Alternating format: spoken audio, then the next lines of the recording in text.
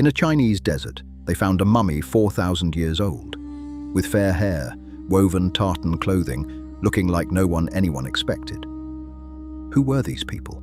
This is the Tarim basin in western China, the Taklamakan, one of the driest, most merciless places on earth. Buried in these sands, they found not one mummy, but hundreds, men, women, and children, resting for thousands of years, and the dry, salty desert air had preserved them with astonishing detail. Their skin, their hair, their eyelashes, even their clothes.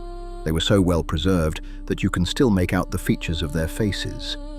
4,000 years later, and it was the faces that surprised everyone. Many had high cheekbones, fair or reddish hair, felt hats, a look no one expected to find here. And their clothing was even more striking. Bright wool, woven in plaid and herringbone, a level of weaving skill remarkable for its age.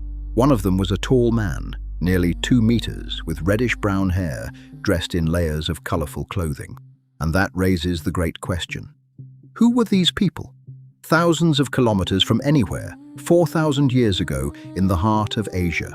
Because of their unfamiliar look and textiles, many long believed they were migrants from somewhere far to the west, who had crossed all of Eurasia. They survived in this desert, yet they lived richly, growing wheat and millet, herding cattle, even making cheese. Then, in our time, scientists finally read their DNA, and the answer stunned everyone. The oldest of them were not Western migrants at all. They were a local people, genetically isolated, descendants of an ancient Ice Age population, genetically alone, yet culturally open to the world.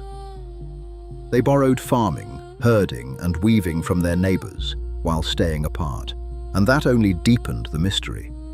How did an isolated people build such a rich, blended culture? And where did their appearance come from? For thousands of years, the desert swallowed them, and the same sand that hid them preserved them perfectly. They left no writing, not even a name they called themselves. The desert kept their faces in perfect detail, but took their story. We can look into the eyes of someone who lived 4,000 years ago and still not know who they were.